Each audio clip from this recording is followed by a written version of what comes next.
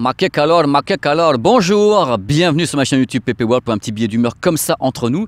Je suis assis au calme, je ne vais pas bouger, je ne vais pas courir, je ne vais pas changer 15 fois de pays, on va parler ensemble calmement, comme ça, de smartphones. Vous aimez les smartphones, j'adore les smartphones. Pour moi, c'est le couteau suisse extraordinaire, ça sait tout faire. Il y a quand même des questions que je me pose sur le marché des smartphones. On voit les modèles sortir à la queue leu-leu, ils ont tous des performances absolument ahurissantes, ils savent tout faire, ils ont des capteurs de folie, ils ont maintenant des super écrans, ça coûte une blinde, il y a même des optiques qui sortent, qui rentrent, ils font plein de trucs. Est-ce qu'on est arrivé par contre au maximum de ce qu'on peut faire sur un smartphone? Est-ce qu'il y a encore des choses qu'on n'a pas encore inventées? Est-ce que ce couteau suisse peut encore avoir des fonctions qu'on ne connaît pas ou qu'on n'espère pas ou qu'on n'imagine pas? C'est la question que je me pose maintenant. Les smartphones sont capables de vous reconnaître, ils sont capables de vous guider, ils utilisent maintenant tous les systèmes de communication avec intelligence artificielle pour parler avec vous, pour vous aider, pour être un majordome numérique. Qu'est-ce qui peut leur manquer? Alors c'est la question que je me pose et que je vous pose, et c'est pour ça que ce billet d'humeur existe, parce que je pense peut-être qu'il y a quelque chose qui n'a pas encore été vraiment poussé ni inventé dans le monde des smartphones et qui peut peut-être faire un carton dans les mois et années à venir. Je l'ai dans la main, je le prends, le smartphone avec écran 3D relief sans lunettes.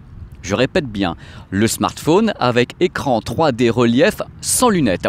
Alors vous allez me dire, c'est pas nouveau la 3D sans lunettes, ça fait longtemps qu'on entend parler. Il y a la 3DS de Nintendo, il y a eu des essais de téléviseurs 3D sans lunettes.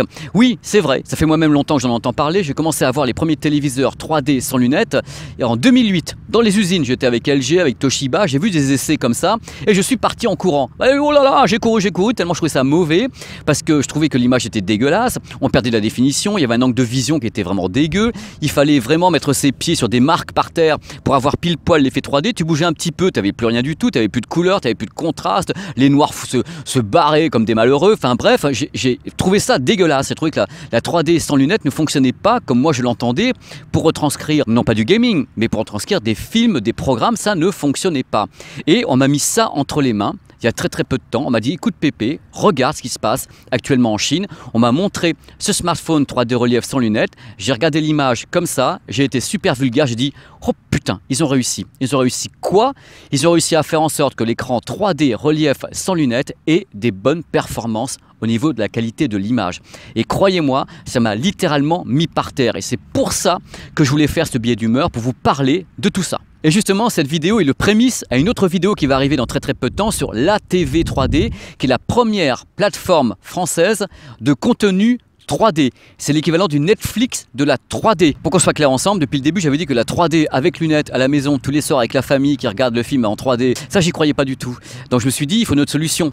Et je me dis, bon sang, que se passe-t-il si dans peu de temps on commence à balancer des smartphones 3D relief sans lunettes, ainsi que des tablettes 3D relief sans lunettes et peut-être des téléviseurs Ultra HD 3D relief sans lunettes? Est-ce que c'est pas une façon de renouer avec une 3D sans contrainte? En effet, il n'y aura plus les lunettes, il n'y aura plus rien, avec une image de qualité, parce que le problème également avant, et je vais être très clair avec vous, le problème de la 3D sans lunettes auparavant, de ce que j'en connais, c'était la qualité technique qui n'était pas bonne du tout. Ça fait 20 ans qu'on bosse sur la 3D sans lunettes. Il y a des boîtes qui bossent depuis 20 ans sur la 3D sans lunettes, des boîtes comme KDX qui fabriquent justement les petits écrans lenticulaires, enfin le sort de masque lenticulaire qui fait le parallaxe. Ça fait des années qu'ils travaillent dessus à améliorer le contraste, qu'il y en ait un enfin, le noir de ce fait, la colorimétrie, l'angle de vision, parce que le problème c'est qu'il fallait être en face du diffuseur pour bien voir les choses. Là, le smartphone que j'ai 3D sans lunettes, bien sûr, il faut être en face. Mais si vous bougez un tout petit peu, c'est pas la mort. Donc vous n'allez pas avoir un noir dégueulasse. Donc vous allez avoir un petit problème de dédoublement d'image. Mais globalement, c'est assez intéressant. Il faut savoir que le smartphone que j'ai ici, ce smartphone, c'est un modèle qui est un petit peu vieux. C'est celui qu'on m'a laissé pour que j'expérimente un peu avec la technologie KDX. Ce modèle, sincèrement, il est 2D et 3D. Donc vous avez le choix en plus de regarder les images en 2D ou en 3D. Il peut filmer en 2D ou en 3D. Il peut prendre des photos en 2D ou en 3D. Il peut convertir les programmes 2D en 3D pour les afficher en 3D sur l'écran lenticulaire, avec en plus une qualité acceptable que je pourrais malheureusement pas vous montrer dans cette vidéo parce que je ne peux pas vous filmer des images 3D, malheureusement j'en crève parce que j'aurais aimé vous montrer ce que je vois mais je peux pas vous le retranscrire. Je peux vous dire que c'est absolument épatant, mais attention, c'est épatant. Pourquoi? Parce que déjà l'écran est petit, c'est-à-dire que j'ai un petit écran, c'est-à-dire que là les modèles qui vont sortir, parce qu'il y a une nouvelle gamme qui arrive chez JS Digitech China avec des écrans qui font 5,5 et 6 pouces, donc ça reste petit. Je ne sais pas ce que donnera cette technologie sur des écrans qui sont très très grande taille. Donc en effet des téléviseurs en 50 ou 60 pouces. J'en ai vu cette année, en 2018, à Las Vegas. J'ai commencé le CES en voyant en effet des écrans lenticulaires Ultra HD avec une image totalement acceptable. Il y a toujours l'angle de vision qui était un peu bizarre, mais c'était acceptable.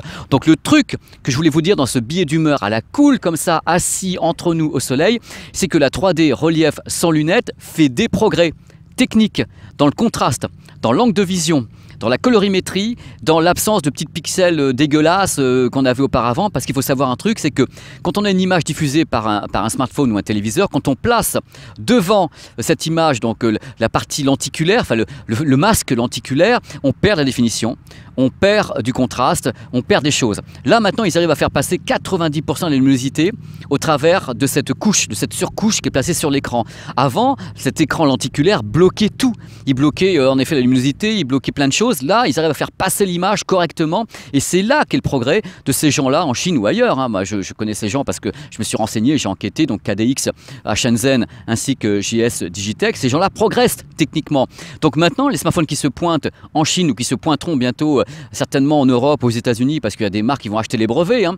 Il faut arrêter d'halluciner. Je pense que dans peu de temps, ces smartphones vont peut-être devenir mainstream dans, je sais pas, 2 ans, 3 ans ou avant. C'est pour vous dire quelque chose qui va, à mon avis, pousser. Mais il ne faut pas paniquer encore, parce que si je vous dis tout ça, vous dites toujours oui, Pépé il est toujours dans le futur, il est dans le turfu en permanence, il nous parle de 8K pendant 15 ans et autres. Je ne vous dis pas que ça va arriver demain matin, mais moi mon rôle c'est de vous dire attention, là ça existe. C'est pas des prototypes, ce sont des modèles en vente en Chine. Donc je doute que les marques restent insensibles à ça. Je doute que les grands fabricants genre LG, Samsung, Sony et autres, et les Xiaomi et les Oppo restent insensibles à ça et se disent oh bah après tout le smartphone est arrivé à maturité, on veut pas d'écran 3D sans lunettes. Et moi je pense que ça serait une façon pour eux de dire tiens, il va se passer quelque chose de nouveau dans le monde des smartphones. C'est pas uniquement la taille des capteurs, c'est pas uniquement l'écran qui a pas de bord, c'est pas uniquement je me reconnais avec ou des choses comme ça, c'est qu'il est 3D sans lunettes. Je vous dis pas que la 3D va avoir une résurrection parce qu'elle n'est jamais partie cette 3D, elle est toujours là, vous allez au cinéma, vous voyez encore des films proposés en 3D, mais il faut imaginer un monde où peut-être demain, quand il n'y aura plus les lunettes,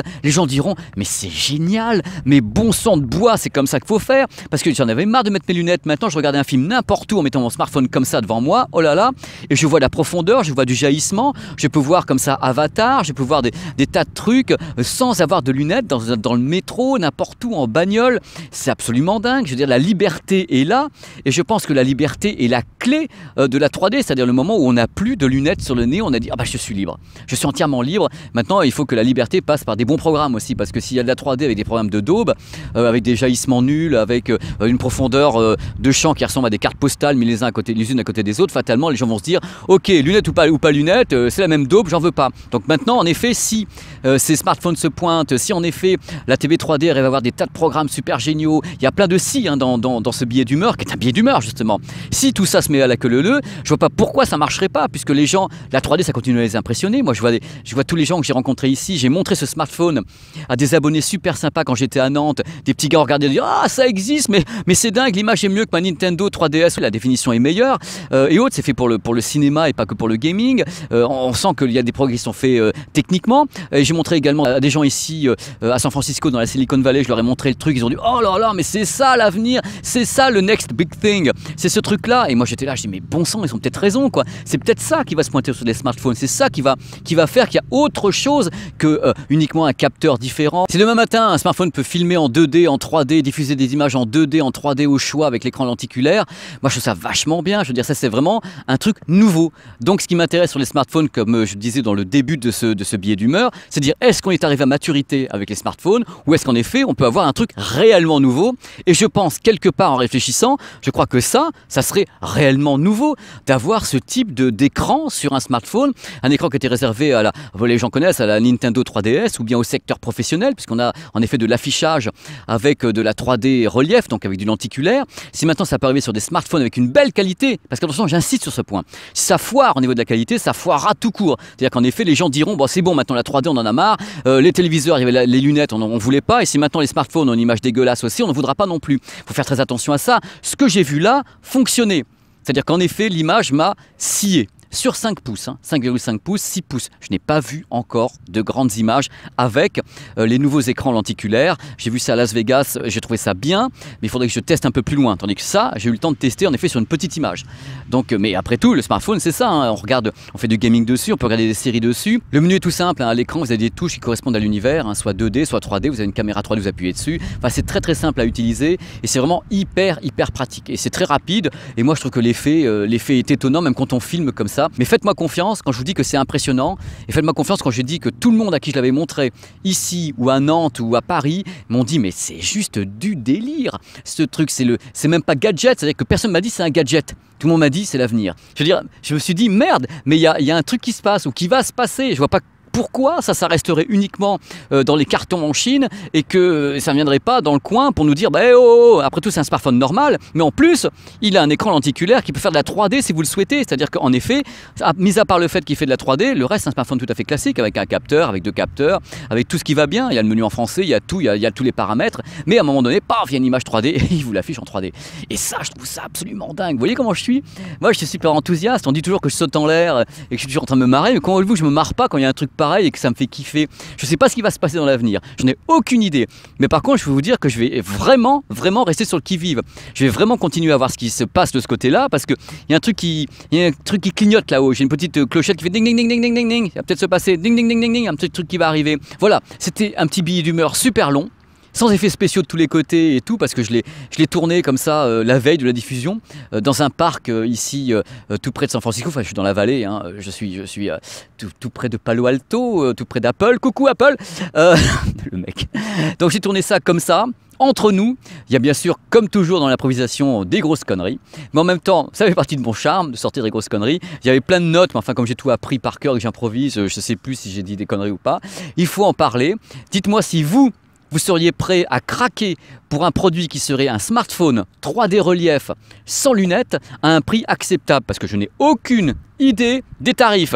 Je connais le prix de celui-ci, à peu près 450 € en Chine, je crois, un truc dans le genre, mais j'ai aucune idée du prix auquel ça peut arriver sur le marché européen, aucune idée. Merci beaucoup d'avoir regardé ce billet d'humeur très long, dans lequel je me répands littéralement. J'étais très heureux de pouvoir vous parler de ça, justement, parce que c'est super kiffant. Dites-moi vraiment ce que vous en pensez. Je sais que c'est l'été, qu'il y a beaucoup moins d'audience, que vous êtes partis, que vous êtes à la plage, mais c'est un billet d'humeur, j'estime important, et je reviendrai là-dessus. Je ne lâche pas. Je soutiendrai Mordicus, qu'à mon avis, il y a une idée là-dessus, il y a un concept. Et la prochaine vidéo, je répète 15 fois, c'est justement sur la TV 3D, le Netflix français de la 3D, l'interview des mecs, leur vision de la 3D pour l'avenir, leur vision justement des smartphones qui sont donc lenticulaires, 3D relief sans lunettes, ce qui peut se passer dans le monde. Est-ce que par hasard, la 3D ne serait pas de retour chez nous, chez vous, chez moi, sans lunettes? C'est tout le thème de cette vidéo.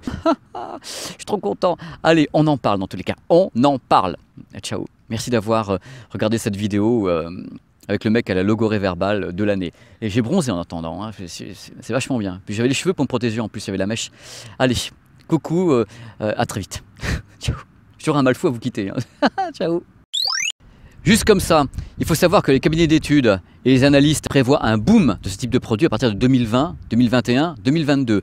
Pour eux, c'est une évidence. En 2022, les analystes qui prévoient que 40% du marché des nouveaux smartphones seront des smartphones avec 3D relief sans lunettes. Ils le voient comme ça. Donc je ne sais pas s'ils ont raison, je ne sais pas s'ils ont tort. L'avenir, c'est le public qui décidera, c'est vous. Et le public, c'est mondial, hein. C'est pas que la France qui peut intervenir. Un marché, c'est un tenant entier. Hein. Si en effet, mondialement, ils arrivent à imposer un produit qui est donc totalement nouveau, écoute, pourquoi pas, hein, pourquoi pas que dans 3-4 ans, où il peut y avoir en effet 40% du marché qui soit fort loti comme ça de smartphones 3D sans lunettes.